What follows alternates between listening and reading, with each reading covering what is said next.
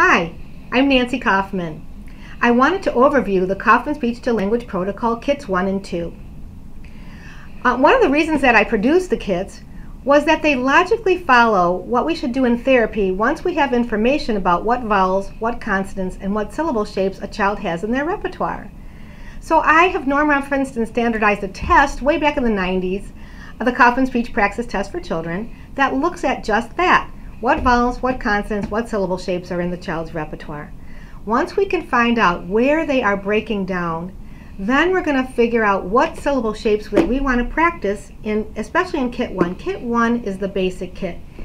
And it contains the very simple consonants and the early consonants that children tend to learn first, which are m, b, p, t, d, n, h, and w. And so we're going to look at combinations of those simple consonants and vowels. This is one list of single words to teach children who struggle to speak. There are certainly other word lists that we need to teach, and we're going to talk about those. And we also want to help children to combine words into phrases and sentences. There are many aspects to the K-SLP other than just working on kit pictures. But the basic kit is for the purpose of motor speech coordination and planning for simple syllable shapes. And instead of nonsense syllables, these are real words, so that they could also lend themselves to be vocabulary for the children as well. So let's say that the child is struggling with consonant vowel, simple reduplication. We're going to take out that section of Kit 1 and we're going to work on those. We're going to have to use cues and then fade cues. There's a lot more about using powerful and strategic reinforcement, errorless teaching where we're going to cue before failure, mixing and varying our tasks to follow the motor learning principles, and also gaining as many responses as possible in a session that we can, so that that will increase the ability to retain the new skills. There's so many aspects of the K-SLP, but today I just want to overview the use of the kits. So here's a mama, and then if the child has is a very more, concrete or literal learner, we might want to use a picture of their mama or their dada to produce these reduplicated syllables. And then we get to nay, nay, and we're going to have to push in the phrase, what does a horse say, so that they don't label a horse as a nay, nay. The same thing with the dog, woof, woof. We want to say, what does a dog say? Or the cow, what does a cow say? So that they don't label a cow as a moo moo. All right, so then what about another syllable shape like vowel consonant? And then we're going to take out this section. The best thing to do with this section is to prolong the vowel and then push on the final consonant with a visual cue. Everybody has their favorite visual cues to use, and they're great. The one thing that's important about using visual cues is that there's a different cue for every consonant and vowel, so that there's no confusion. We don't want to do b, and p all with that same movement, or the child won't know which consonant that we're asking them to produce. So here's the word up, and we're going to prolong the vowel up and put on some kind of visual cue for them to follow. We really don't want to have much of a vocal break. If possible, and the way to get rid of those breaks is to prolong vowels. But in the acquisition phase of teaching, many times we have to provide a vocal break for the children to be initially successful. And then we're going to prolong the vowel more and more so that there's no vocal break for the children to practice. So these are words such as up, or eat, or out, on, and we could push in the word off, though an F is a more complex consonant, which would be more suitable for the more advanced kit. Another syllable shape that's going to be certainly important is consonant vowel. So a word like no, or toe, or me. And very often a child may have to prolong the M in the word me and then push the E on a little bit latently, so e. Because they may not have the ability to combine consonant-vowel combinations. So there's many consonant-vowel combinations that follow the simple consonants that we've been talking about. Vowel consonant vowel is another syllable shape, and there's some real words that follow vowel consonant vowel, like oh no, or oboe. But then there are other words that we're just going to approximate, like open becoming opa, to fit the vowel consonant vowel syllable shape, especially when children have difficulty with final consonants, or apo for apple. We're going to go into a vowel change syllable shape so that the consonants stay constant but just the vowels change. And whenever words end in L, especially for children who struggle to speak or those that have childhood apraxia of speech, we're going to change that final L to an O. That is a natural phonological process, changing a final L to an O. And then when children get better and better at motor speech coordination and they have the ability to produce a final L, we're going to then change that final O to the L. But for now, bubble might be produced as bubbo. Now what's important also is that there are certainly approximations on the backs of Kaufman materials. And they are only meant to be suggested approximations. So you could go top down, meaning that you're just going to say to the child, what's this? Listen to what they say. And if it's way off base, then we're going to help them and see if they can say bubbo instead of bubble. And if they can't do that, we'll go down to bub-o.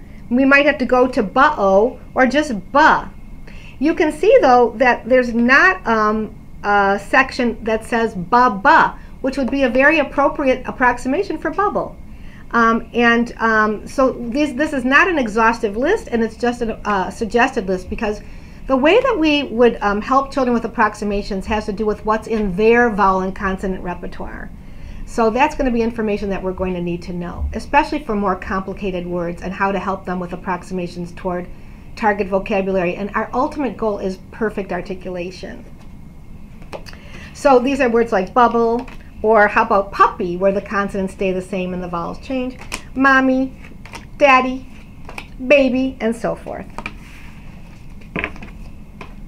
And all of the cards are color-coded so that you can take them out or recognize them pretty easily and put them back. And then the very biggest section of Kit 1, and in my opinion as a clinician, this is the most important section for children to master, and that's simple bisyllabics. These are words where the simple consonants both change and the vowels both change. In words such as bunny, and or even a word like potty, or bottle, where that final L is an O. And then within the K-SLP approach, there are pivot syllables. Pivot syllables are a term that I've coined that means that one syllable remains constant. For example, ny, knee. And then that particular syllable can become automatic, so that children can then increase their ability to produce simple bisyllabics by only having to change up the first syllable. So here's the pivot knee, and now this one is bunny, but this one is penny, pony, honey, or even money. Now we have to be careful, because when we're working on just the ny pivot syllable, we are doing blocked practice.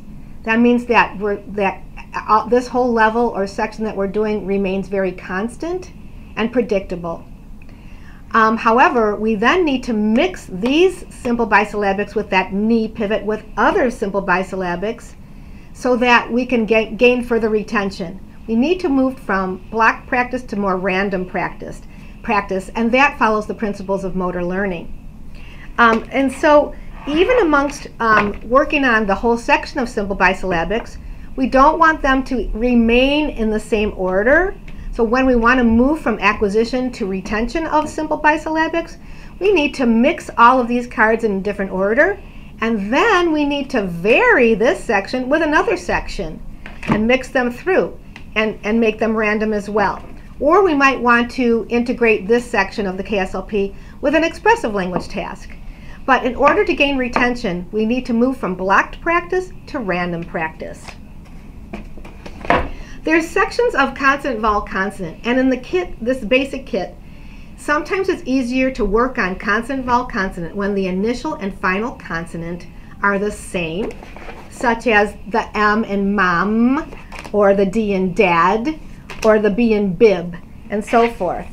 There are other sections where the initial and final consonant are still assimilated but it might be alveolar to alveolar, like tin or knit or dot.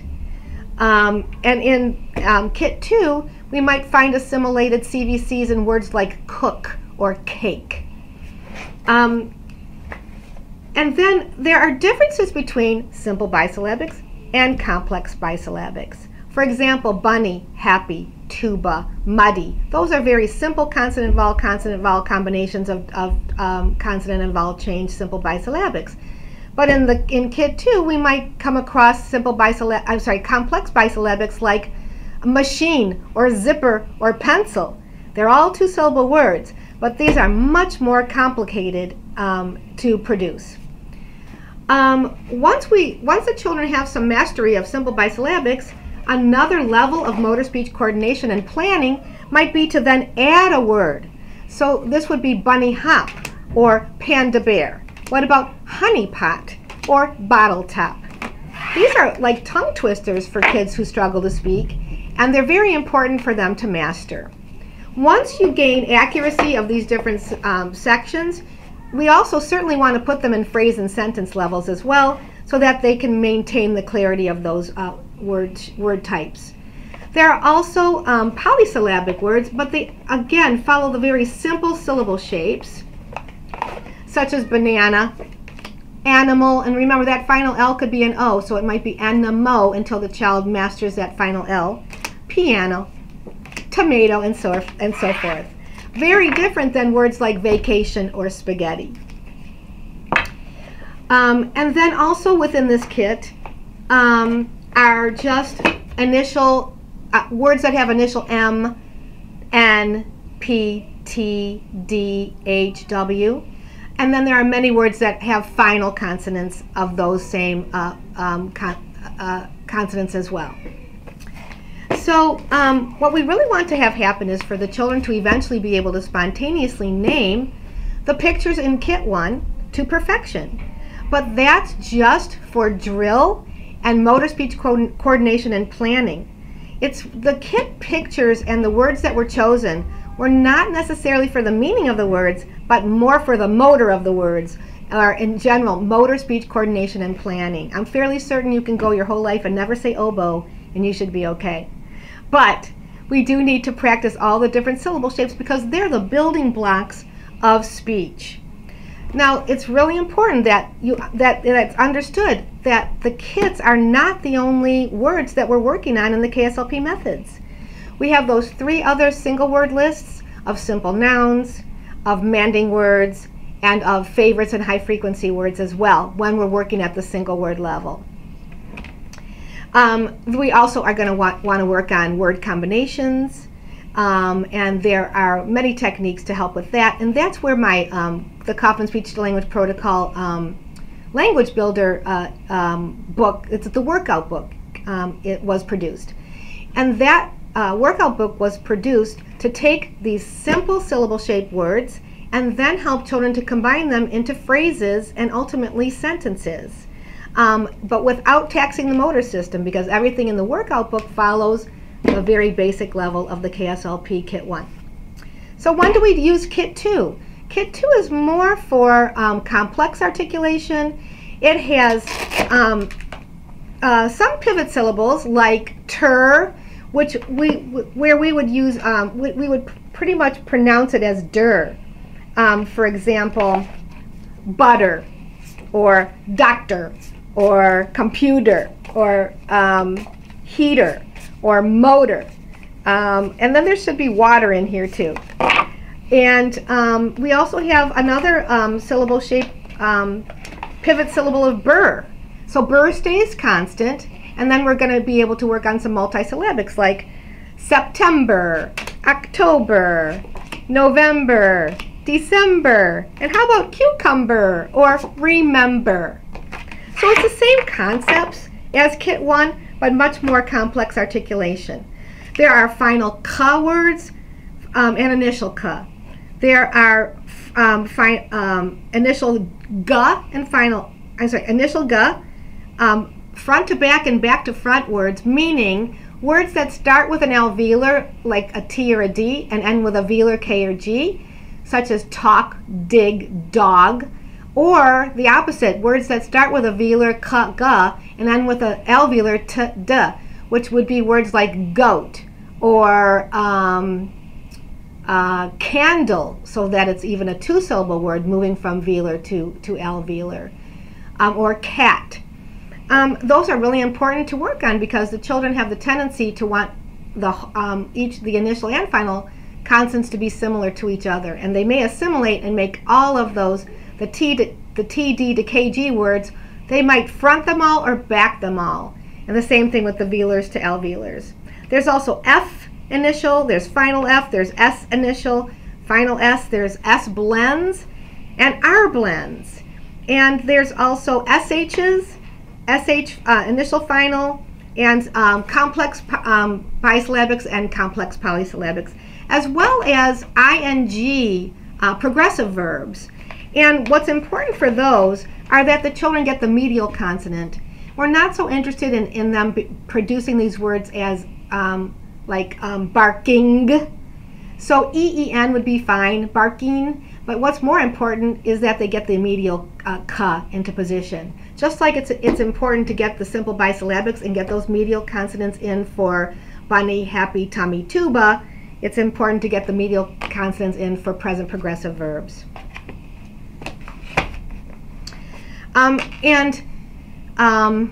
There's not a lot on R in particular. There are R blends because these kits are about children who can produce the consonants and vowels in isolation but struggle to combine them.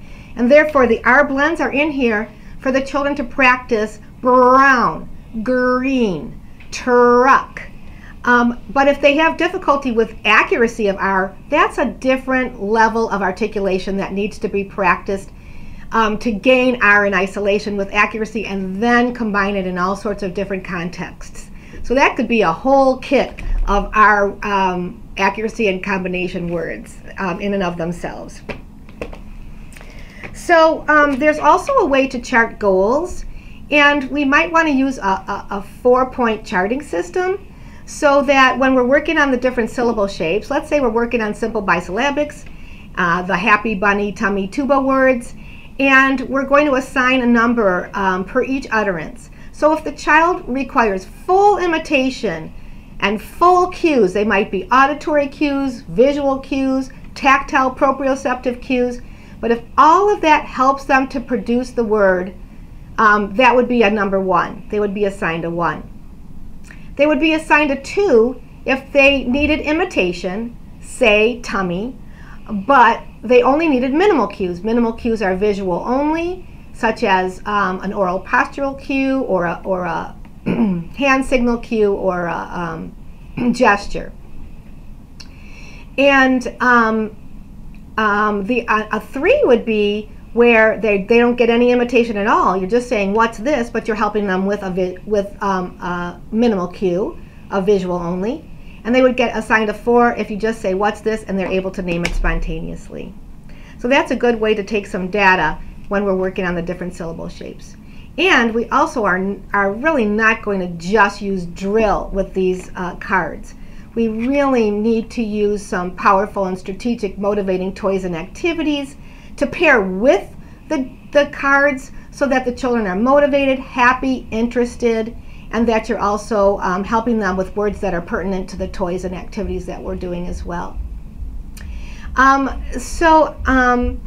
There are other materials that are associated with the K-SLP methods that maybe also work on single words. Tammy Casper and my Sign to Talk kits are real photographs of items and activities that are highly preferred by children. They also have suggested approximations on the back. Sign to Talk is a whole technique to help children who really are not easily able to imitate vowels and consonants and how to bridge sign language to vocal skills. There are a lot of other techniques as to how to help children to become imitators to then be candidates for the K-SLP method. And then I also have some other materials such as the workout book which we mentioned, and then also the Mutt Family Language Builder, which is a puzzle. And all of some of the simple bisyllabic words in Kit 1 are the Mutt family, which are associated with the KSLP methods. And their names follow simple bisyllabics like Toby, Mona, Heidi, Patty, and others. And then we can use those simple bisyllabic words as subjects when we're then moving into 2 and 3 word utterances.